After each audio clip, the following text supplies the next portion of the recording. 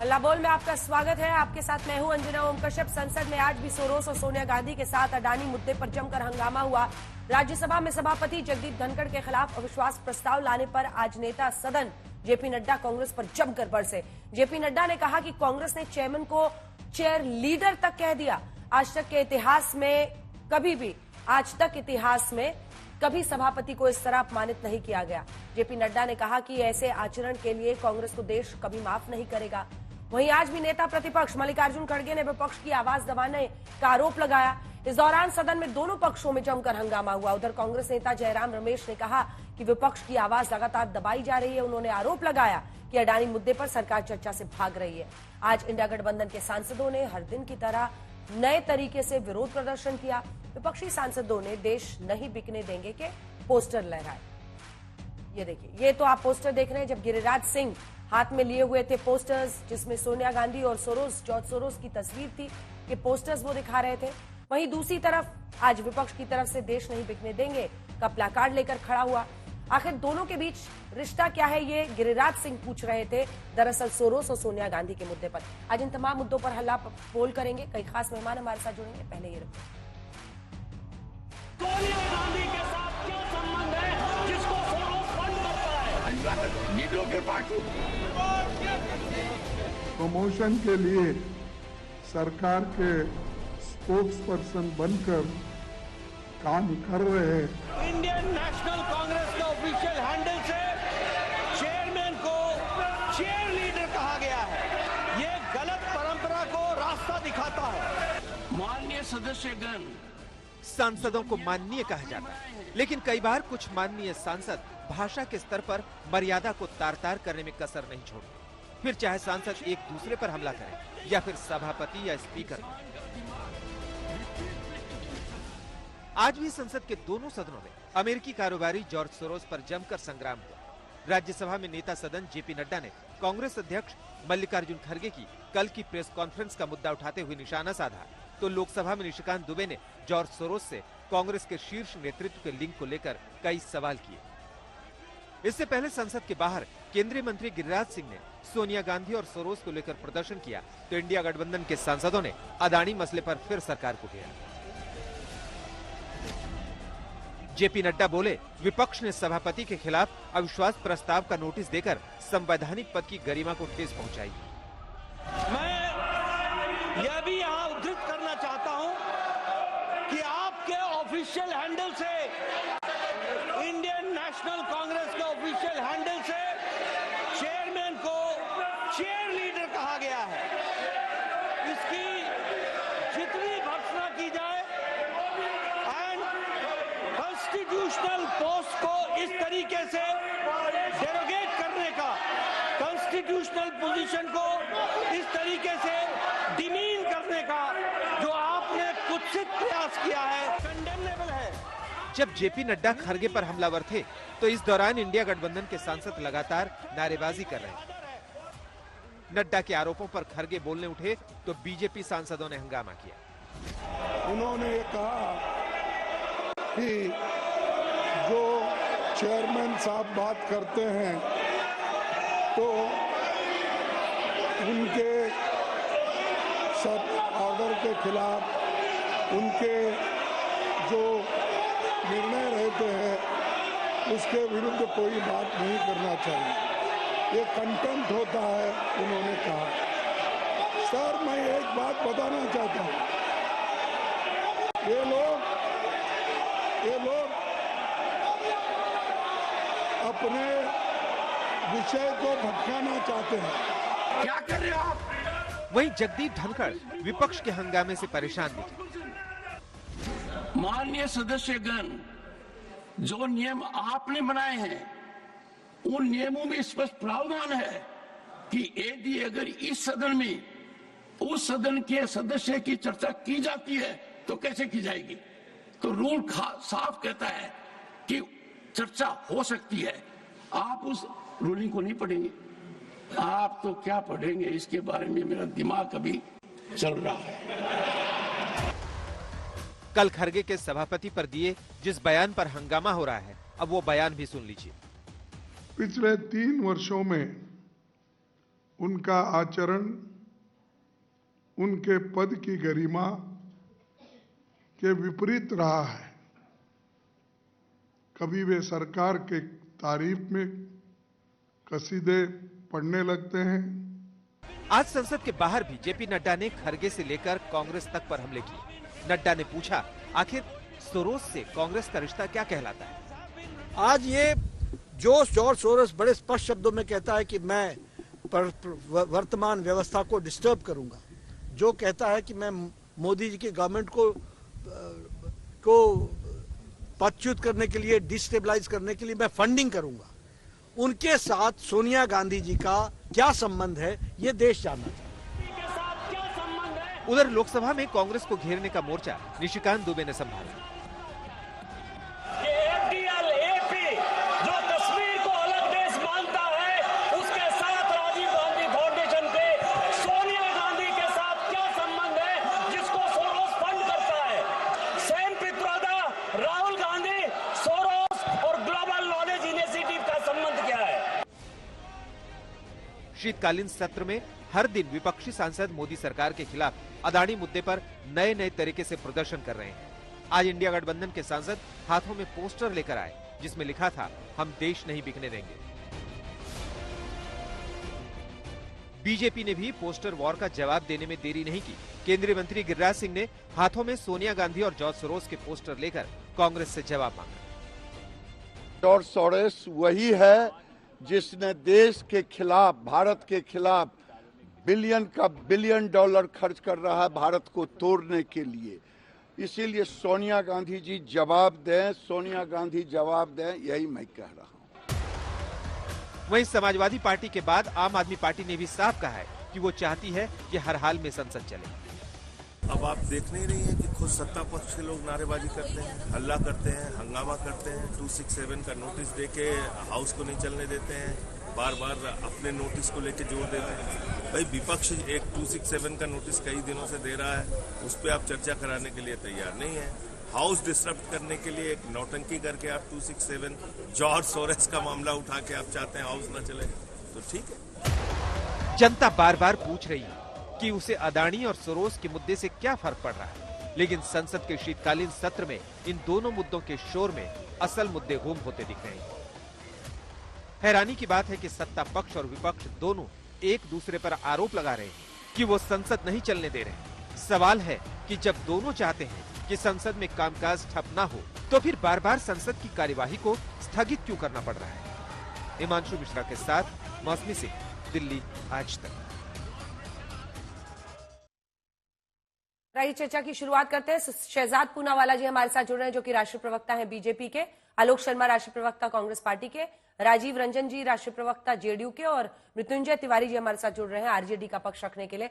शहजाद पूनावाला जी, ये तस्वीर आपको दिखाते हुए सवाल पूछूंगी, क्योंकि देश नहीं बिकने देंगे, आज ये वाला प्लैकार्ड्स लेकर एक एक अक्षर का वहां पर विपक्ष के नेता खड़े थे और उनके सवाल आपसे ये है, वो ये कह रहे हैं, एक तो आरोप अब आप पर है कि आप सदन नहीं चलने दे रहे हैं, आप एक तरफा फैसले ले रहे हैं और सीधा कारोबारी गौतम अडानी से सरकार के रिश्ते को लेकर उनका प्रश्न है। जवाब दीजिए।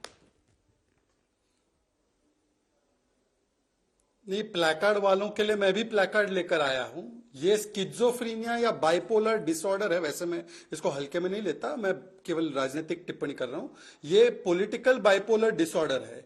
इनसाइड हाउस शोर मचाओ, आउटसाइड हाउस पार्लियामेंट चलाओ, ये बाइपोलर डिसऑर्डर है इन लोगों को। इनसे पूछिए कि पार्लियामेंट के अंदर ये स्टैंड क्यों नहीं लेते हैं और होने देते चर्चा, और मैं आपको इसका असली रीजन बताता हूं।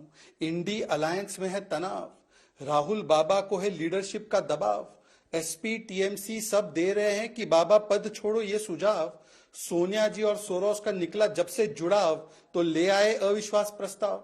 अब ये अविश्वास प्रस्ताव पारित तो होने वाला है नहीं अंजना जी, 14 दिन भी नहीं है जो एक वहां पे मैंडेटरी पीरियड है। लाया क्यों गया है? क्योंकि ध्यान भटकाना है। और अंजना जी, लगातार 4 दिन से मैं आपकी डिबेट देख रहा हूं, अलग अलग प्रवक्ता आ रहे हैं, हमारा एक ही सवाल है कि सोनिया गांधी को चेयर थी या नहीं थी एफडीएल एपी की?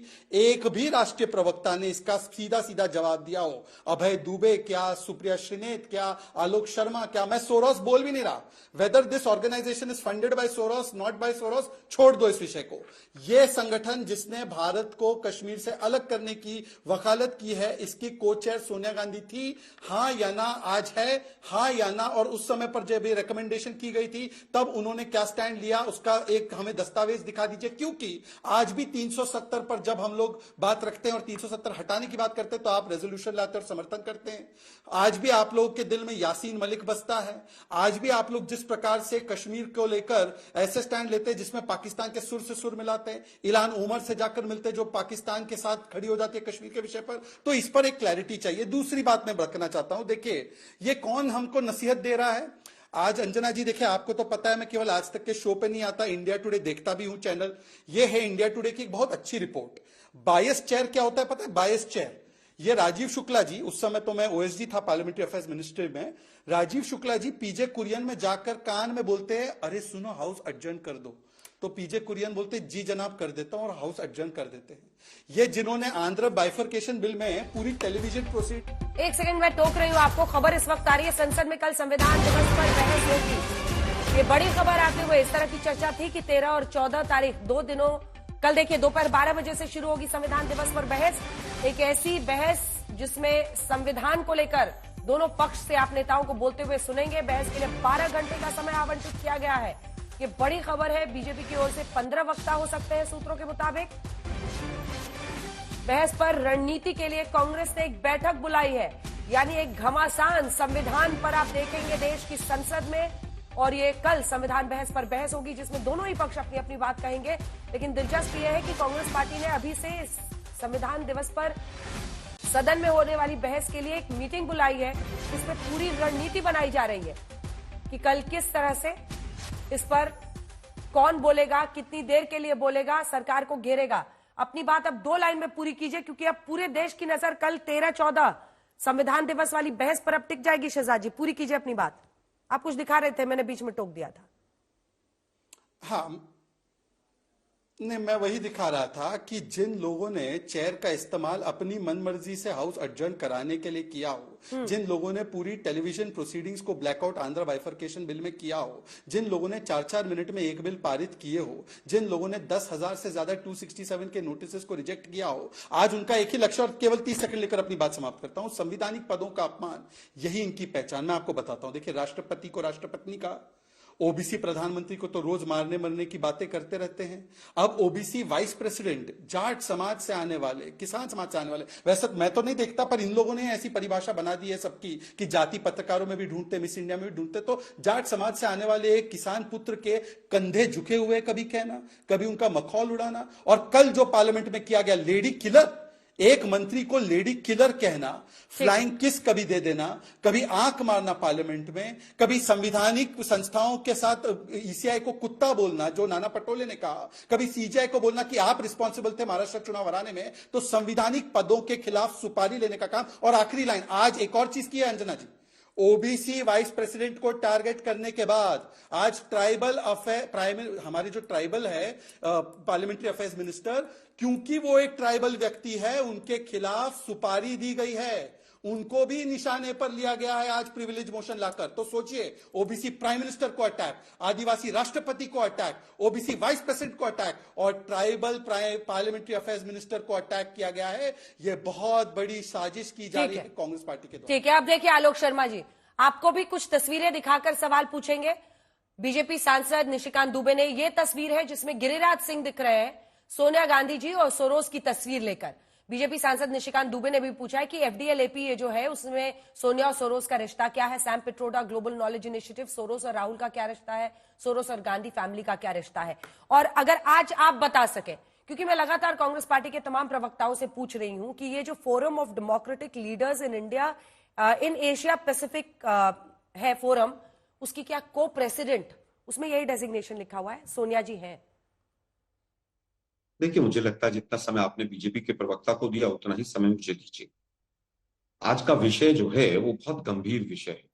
किसने क्या कहा, कब कहा, कैसे कहा, उसमें पूरी तरह से आज भी डाइवर्ट करने का काम बीजेपी कर रही है। आज रूल्स वर्सेस राजनीति है। एक तरफ संसद को चलाने के कुछ रूल्स हैं और एक तरफ चेयर जो है वो राजनीति करती हुई नजर आ रही है। एक तरफ संविधान है और संविधान को बचाने का काम होना चाहिए संसद के अंदर, और दूसरी तरफ जो काम हो रहा है वो सरकार को बचाने के लिए हो रहा है। तो एक तरफ रूल्स वर्सेस राजनीति है, एक तरफ संविधान वर्सेस सरकार। ध्यान भटकाना नहीं चाहते हम ध्यान आकर्षण करना चाहते हैं कि किस तरह से संसद को चलाया जा रहा है। एक जो चेयरपर्सन होता है, जो उपराष्ट्रपति का पद है, वो बहुत गरिमापूर्ण पद है। राधा कृष्णन साहब से लेकर और तमाम बड़े बड़े लोग इस पद पर सुशोभित हुए, लेकिन आज बीजेपी ने इस पद को जातियों में बांट दिया। अभी हमारे शहजाद भाई ने सभी की जातियां भी बता दी, किसी का धर्म बता दिया, किसी को ट्राइबल बता दिया। मतलब कितने पद को गिराते हुए आज भी टीवी शो पर ये चले गए। मैं समझता हूं कि ये बहुत दुर्भाग्यपूर्ण है। लेकिन दुर्भाग्यपूर्ण इससे भी ज्यादा ये है कि जब संसद में उपराष्ट्रपति महोदय सरकार की कसीदे पढ़ने लग जाएं, सरकार के बारे में जब सवाल पूछा जाए तो सरकार को बचाने का काम करें, सरकार का गुणगान करने का काम करें, प्रवक्ता बन जाएं सरकार के, ऐसा प्रतीत होने लगे और विरोधी की तरह विपक्ष को देखने लगे। और जिस तरह से कई बार ऐसा लगता है कि सरकार की ढाल बनकर वो बचाने का काम करते हैं, और उससे भी आगे कई बार तो ऐसा लगता है कि जैसे हेडमास्टर बन के वो पूरे सदन को कंट्रोल करना चाहते हैं। ये कोई नई बात नहीं। 150 सांसदों को आप सस्पेंड करते हैं और बिलों को पास करा लेते हैं। 150 सांसद आपके यहां पर धरना प्रदर्शन करते हैं, आपको कोई फर्क नहीं पड़ता। पिछले 3-4 दिन में भी जो संसद की तमाम कार्रवाइयां हैं, उसमें मैं 5 एग्जाम्पल ऐसे ले सकता हूं कि जिसमें पक्षपातपूर्ण रवैया अपनाया गया। सबसे पहला एग्जाम्पल, बेसलेस एलिगेशंस को प्रमोट करके विपक्ष को मौका देना। दूसरा, जिस तरह से बेसलेस एलिगेशंस लगा के और सरकार को बचाने का काम स्वयं करना। तीसरा, 0 आवर के अंदर जिस तरह से एक ही व्यक्ति रोज एक ही सवाल को लेकर खड़ा हो जाता है, एक ही सांसद, उसको कैसे मौका मिल रहा है। 0 आवर्स के तमाम रूल्स रेगुलेशंस की धज्जियां उड़ा देना। तीसरा, डिलीशन ऑफ वर्ड्स, कि भाई किसके शब्दावली को, किस सेंटेंस को कार्रवाई से हटाया जाएगा। अगर सरकार पक्ष से कोई बोलता है तो उसको तुरंत कहते हैं इसको nothing will go on record.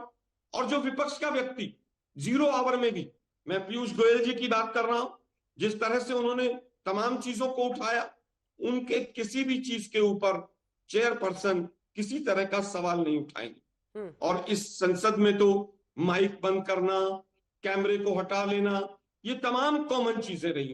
अब बात आती है जो आपने मूल सवाल पूछा। मैं फिर कहूंगा कि जॉर्ज सोरोस 1999 में आए, उनकी तमाम यहां पर काम शुरू हुए। किसने शुरू कराए, किसकी सरकार थी?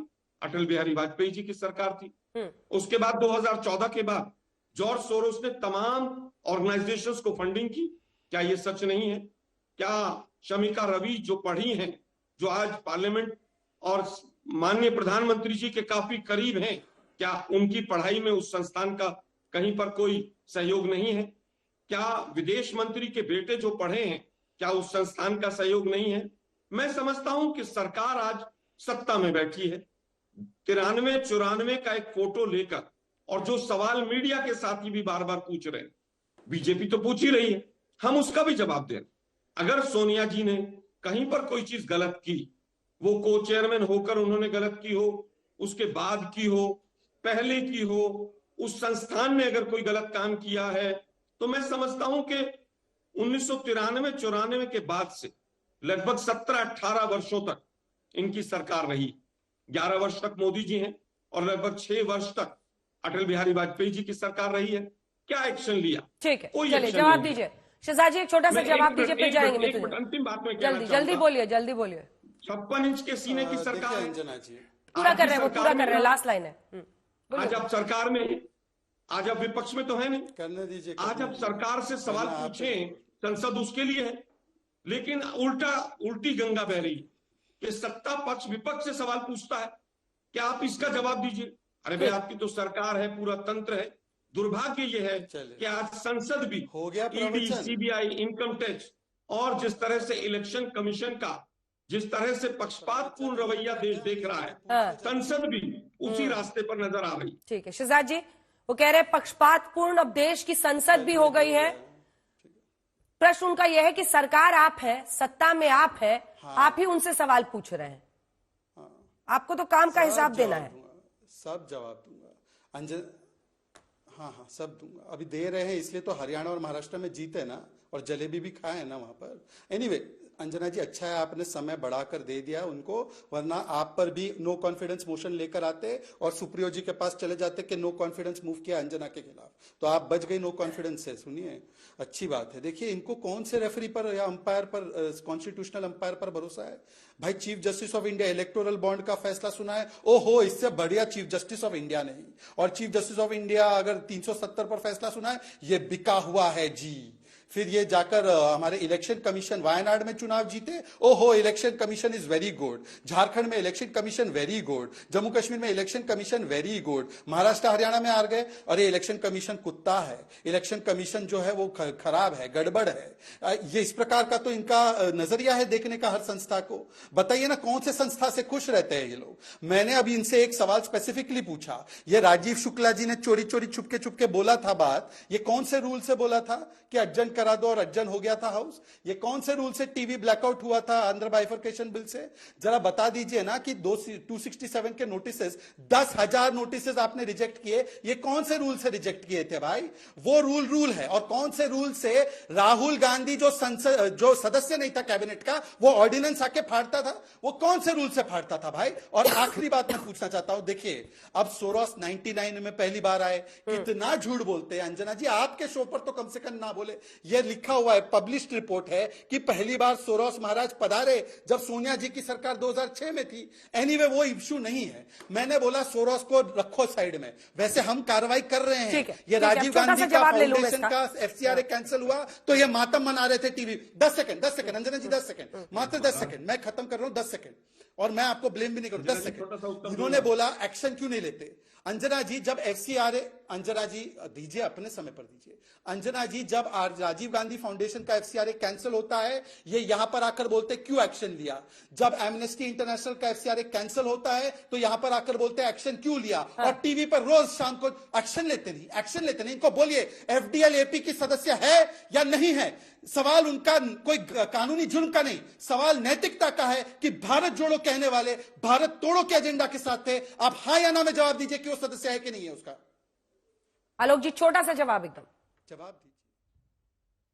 मैं कहूंगा कि ओपन सोसाइटी ने कब काम शुरू किया था इंडिया के अंदर? क्या 1999 में शुरू नहीं किया था? क्या स्टार्टअप्स की जो भी तमाम जो फंडिंग है जॉर्ज सोरोस की संस्थान की, वो 2014 के बाद बढ़ी कि नहीं बढ़ी? मैं फिर चैलेंज करता हूं, अगर किसी ने भी गलत काम किया है तो 56 इंच की कमजोर सरकार में हिम्मत होनी चाहिए कि वो एक्शन ले। ये नौटंकीबाजी करके अडानी को और देश की जनता के ऊपर जो भारी बिजली के बिल आ रहे हैं उससे बचाने का और डाइवर्ट करने का, ध्यान भटकाने का काम ना कर। ये सरकार या उपसभापति अडानी को बचाने के लिए नहीं बने। ये कहे ना कि अडानी के ऊपर जांच होनी चाहिए, क्यों नहीं जांच होगी? क्यों नहीं जेपीसी बनेगी? अगर 2200 करोड़ रुपए रिश्वत देकर महंगी बिजली देश के लोगों को मिलेगी और अमेरिका में वारंट निकलेंगे तो उससे क्या होगा? उससे देश की भी बदनामी होगी और लोगों का भी नुकसान होगा। आप जांच तो कीजिए, लेकिन अगर आप जांच करेंगे तो जांच समझ लीजिए कि मोदी जी की जांच हो रही है, इसलिए जांच से कैसे ध्यान को भटकाया जाए। और मुझे आज अरुण जेटली जी और सुषमा स्वराज जी की स्टेटमेंट याद आ रही है। वो कहते थे कि सदन चलाना सरकार का काम है, सरकार कोई पहल नहीं करना चाहती है, जीरो आवर को तहस नहस करती है, तमाम कानूनों को तोड़ती है। और यही कारण है कि विपक्ष को मजबूरी में जिस तरह से आज जो प्रस्ताव लाना पड़ा उपसभापति महोदय के लिए, हम कोई खुशी में नहीं लाए, लेकिन जिस तरह से संसद की तमाम कार्रवाइयों का हनन हो रहा है, हम मजबूरी में उनके खिलाफ इम्पीचमेंट के लिए बढ़े। और ये देश के लिए बहुत इंपॉर्टेंट है कि जो व्यक्ति, ठीक है, नहीं फिर आप दोनों की हो जाएगी। शहजाद जी, कौन सी एक लाइन है? सिर्फ एक लाइन बोलिए, सिर्फ एक लाइन। मोदी जी ऐसे, अंजना जी याद होगा ना फोटो, उपराष्ट्रपति महोदय का, गिन के लिखो एक लाइन के सामने इस तरह से। अरे अंजना जी, इनकी तो करना अच्छी बात, अंजना जी इनको तो बोलिए कि इनका हो गया। मुझे सरकार के सामने झुकना बहुत खराब बात। ठीक है, ठीक है। उपराष्ट्रपति की नकल कर रहे थे, तो जवाब दीजिए शहजाद जी। इसी पर फिर मैं आ रही हूँ मृत्युंजय जी, राजीव जी। सिर्फ एक लाइन शहजाद जी, मैंने बोला एक लाइन तो एक लाइन। अंजना जी देखिए, मुझे तो पता नहीं, अब मुझे क्या इटालियन में बोलना पड़ेगा? आपका तो हिंदी शो में हिंदी में बोला। मैंने बोला सोरोस को साइड पे रखो, एफडीएल एपी की को प्रेसिडेंट है या नहीं है पता नहीं, अब उनको कौन सी इटालियन भाषा में या कौन सी रोमन भाषा में बोलनी पड़ेगी। पर क्योंकि उन्होंने अडानी का विषय उठाया है तो टी शर्ट पहन के एलओपी जाए पार्लियामेंट में, तब तो ठीक है अडानी का, और वहां पर केटीआर टी शर्ट पहन कर आए अडानी रेवंत रेड्डी का, तो बुलबुला जाते हैं, बिलबिला जाते हैं। अरे भाई, अडानी रेवंत रेड्डी का टी शर्ट पहन के आए थे तो क्यों उनको हटा दिया असेंबली से? नहीं, अडानी रेवंत रेड्डी का टी शर्ट क्यों पसंद नहीं आया आपको? नहीं, आलोक शर्मा जी बोलिए ना, अडानी रेवंत रेड्डी का टी शर्ट नहीं पसंद आता आपको? आपको अडानी गहलोत नहीं पसंद आते? ये अडानी शरद पवार क्यों नहीं दिखाई देते? ये नहीं, आप बताइए, अडानी रेवंत रेड्डी का टी शर्ट क्यों नहीं? अरे भैया, अरे जांच कीजिए। अच्छा, आप कैंसिल क्यों नहीं करते प्रोजेक्ट? कैंसिल क्यों नहीं करते प्रोजेक्ट? ना अंजना जी देखिए, उन्होंने मुझे इंटरप्ट किया है। अंजना जी देखिए, ये सही तरीका नहीं, मैं अब आप दोनों से आगे बढ़ रही हूँ, अब आप दोनों से आगे बढ़ रही हूँ। दोनों की आवाज जा रही थी, जनता ने दोनों की बात सुन ली है। अभी मृत्युंजय तिवारी जी, आलोक शर्मा जी नकल कर रहे थे उपराष्ट्रपति की और कह रहे थे वो ऐसे झुक झुक के उनको प्रणाम करते हैं मोदी जी को। क्या उपसभापति के खिलाफ इस तरह से प्रस्ताव लाना आपको लगता है सही है? हम लोगों ने देखा है और वो वीडियो सबने देखा था जब राजीव शुक्ला जी एक्चुअली गए थे और चेयर के कान में बोले थे कि आज के लिए आप काम को स्थगित कर दीजिए, और फिर उन्होंने स्थगित कर दिया था। मृत्युंजय जी। देखिए अंजना जी। हाँ जी। हाँ अंजना जी, देखिए पार्लियामेंट में पक्ष और विपक्ष दोनों की जिम्मेवारी जवाबदेही होती है, और हम सभापति का विपक्ष जितना सम्मान करता है, लेकिन हर चीज की एक सीमा होती है। अभी आपके चैनल पर ही शो में हमने देखा, वहां तो पार्लियामेंट में सरकार वाले लोग पोस्टर लहरा ही रहे हैं, और यहाँ प्रवक्ता भी बैठ करके टीवी शो में पोस्टर और टेबलेट दिखा रहे हैं। अरे भाई, सरकार का काम है पोस्टर टेबलेट दिखाना कि काम करना? इनसे पूछेगा काम की बात तो ये हर चीज में कहेंगे विपक्ष। अरे विपक्ष मजबूत है, इस बार वो 10 वर्षों वाली स्थिति नहीं है। तो इस बार अगर सभापति जी इस तरह का वर्ताव अगर करेंगे, वो कस्टोडियन है सदन के, उनके लिए पक्ष और विपक्ष दोनों बराबर हैं, लेकिन वो अगर सत्ता पक्ष के लिए ही काम करने लगेंगे तो विपक्ष क्या करेगा?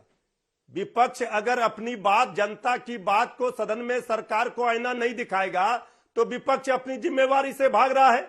विपक्ष का धर्म क्या है? हम एक जिम्मेवार विपक्ष हैं, हम सरकार को आईना दिखा रहे हैं, सरकार की नाकामी पर सवाल खड़े करते हैं तो इनको मिर्ची लग जाती है।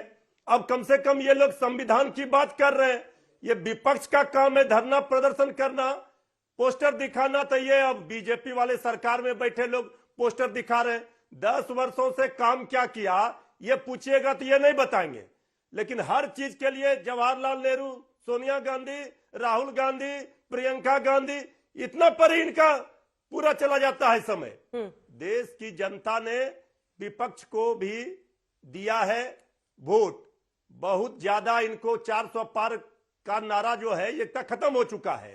तो इस बार विपक्ष मजबूत है और हर मुद्दे को, जनता के सवालों को हम मजबूती से इंडिया गठबंधन के लोग उठाएंगे और सरकार की जवाबदेही देखिए। अब यहां भी ये टेबलेटें दिखाएंगे तो हम क्या बोलेंगे बताइए आप? हमको दिख भी नहीं रहा उसमें क्या लिखा है। अरे सदन में तो दिखाई दिया, अब यहाँ तो शहजाद भाई छोड़ दीजिए, आपको हम पढ़ के डिबेट हो रहा है, इसमें बोलिए जो बोलना है। अब यहाँ टेबलेट और पोस्टर हटाइए। वैसे भी 9th फेल वाली पार्टी से हो, पढ़ने नहीं आएगा आपको। कहाँ चले गए आप? तो आपके पास वही टेबलेट में जो लिखा है गूगल पर वही दिखा रहे हैं आप। अभी तिवारी जी की खाली आवाज जा रही है, शहजाद जी आपकी भी नहीं जा रही है। शहजाद जी आपकी नहीं जा रही, क्या तक पढ़ के सुनाना है तिवारी जी? हेलो, कि छोड़ दे? नहीं बोलना ना है, ये डिबेट है, जो आप बोलिएगा वही बोल है। ठीक है, नाम है आपके डिबेट राजीव जी। तो ये राजीव जी दिखाना है लास्ट में। शहजाद जी जब आपकी बारी होगी तो बता दीजिएगा क्या है उसमें। राजीव जी, क्या ये मतलब, देखिए इनका कहना है कि एक सीमा लांघ दी इसलिए हमने उपराष्ट्रपति सभापति के खिलाफ हमने ये एक्शन लिया है, अविश्वास प्रस्ताव लाया है, लेकिन अभी तक के इतिहास में ऐसा नहीं हुआ था। अब इसको किस तरह से देखा जाए, समझा जाए? वो कहते हैं कि वो हमारी तरफ देखते ही नहीं थे, उधर प्यार से देखते हैं, इधर गुस्से में देखते हैं। मतलब उनका एकदम पक्षपात की सारी सीमाएं पार हो गई थी। और आलोक जी कह रहे थे नकल करके कि वो झुके रहते हैं पीएम के। देखिए इस पूरी देखिए, इस पूरी बहस को अगर एक व्यापक परिप्रेक्ष्य में देखें तो दुनिया में बहुत ही सुनियोजित तरीके से भारत विरोधी एक वातावरण बनाने की कोशिश है।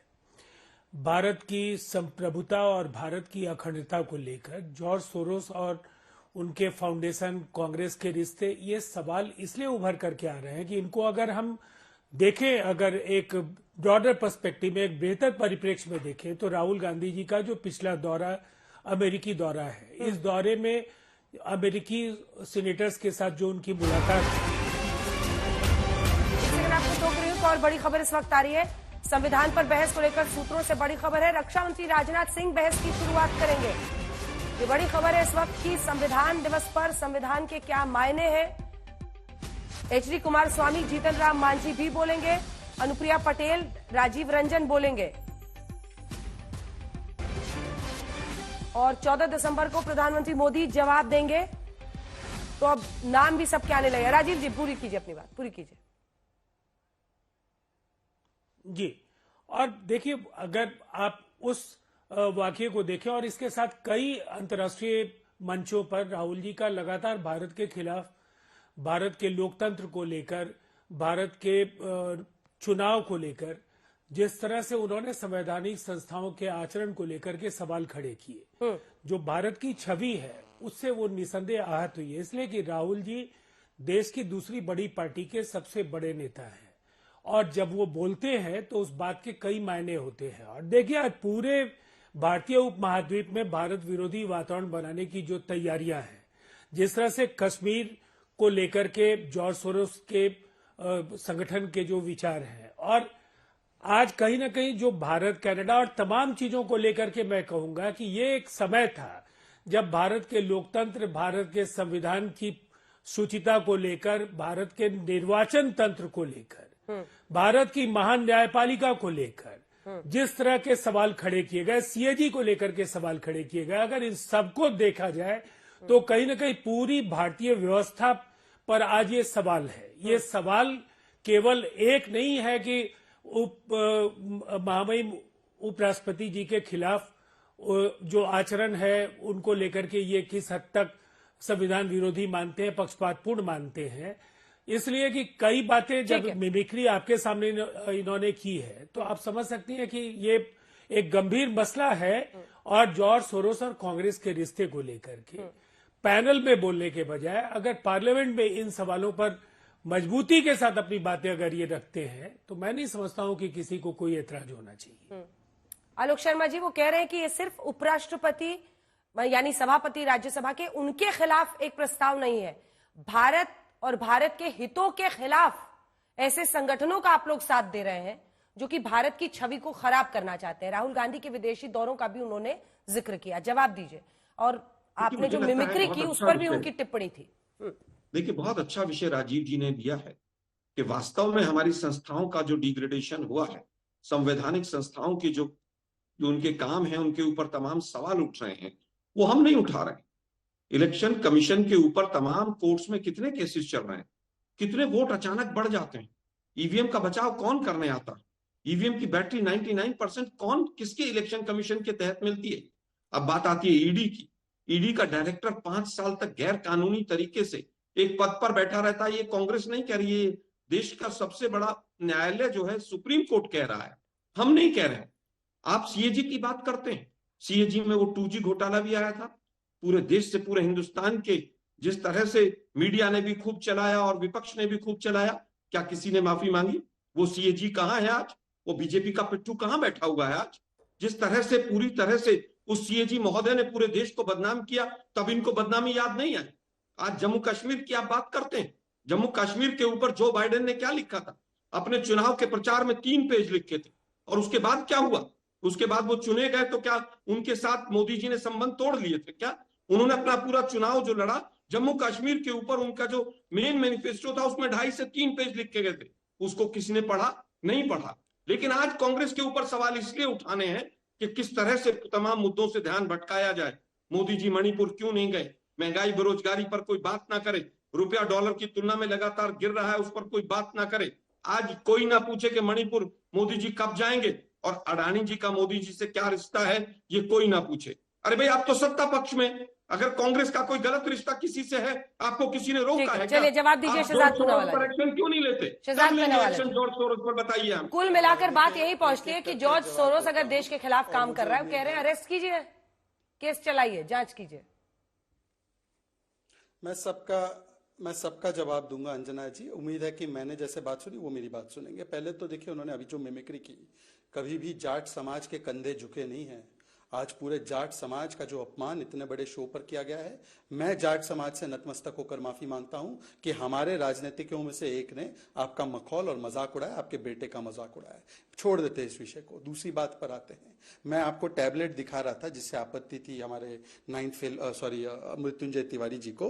ये देखिए, मैं टैबलेट में ये दिखा रहा था, ये संविधानिक पदों का किसने कैसे इस्तेमाल किया है। मीरा कुमार ने आडवाणी जी का माइक बंद कर दिया था, ये रिपोर्टेड फैक्ट है।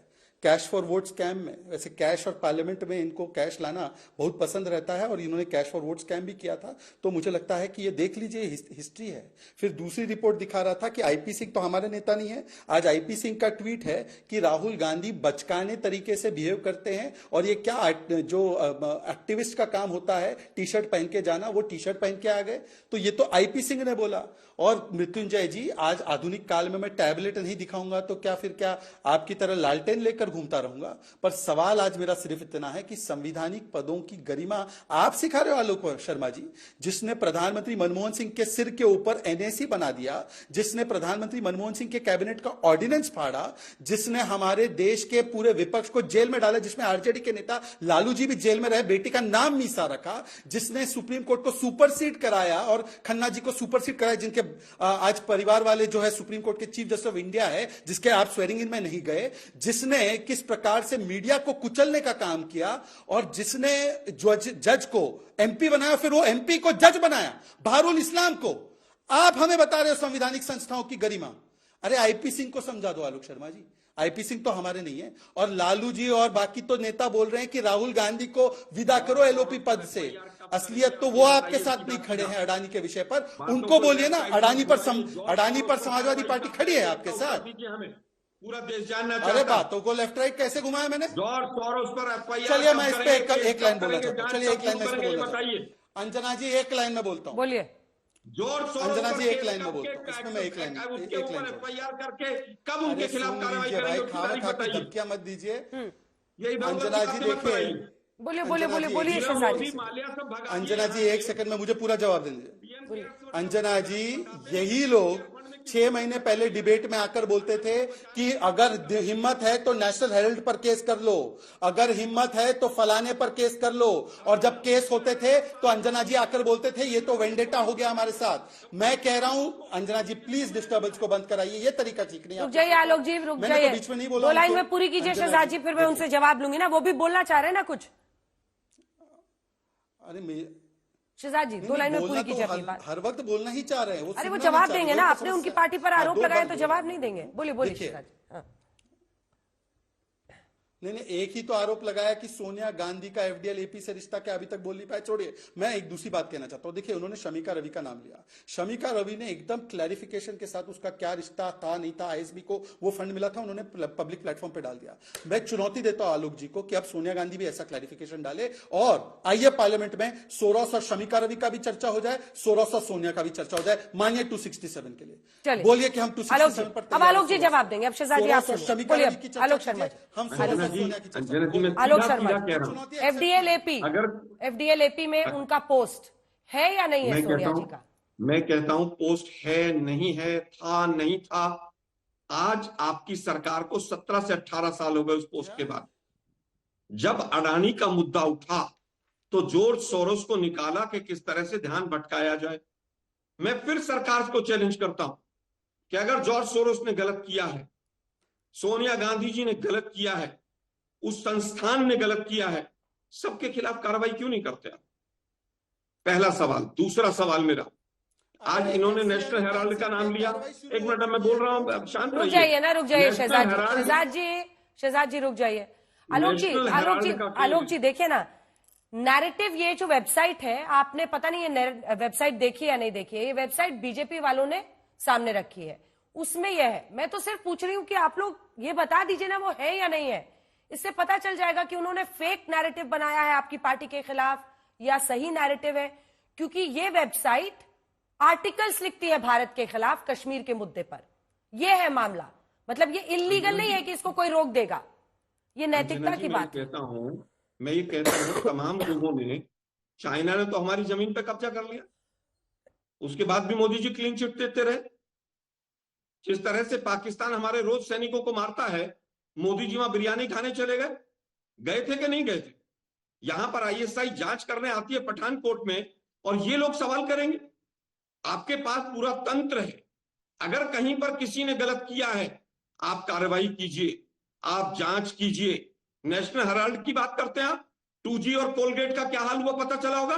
3 दिन पहले वो कोल सेक्रेटरी गुप्ता जी, उनको कोर्ट ने बरी कर दिया, सीबीआई की कोर्ट ने। कोलगेट के ऊपर 2-2.5 महीने तक पूरा हिंदुस्तान का मीडिया हमें कटघरे में खड़ा करता रहा, जिस तरह से आज अंजना जी मुझे कटघरे में खड़ा करना चाह रही हैं।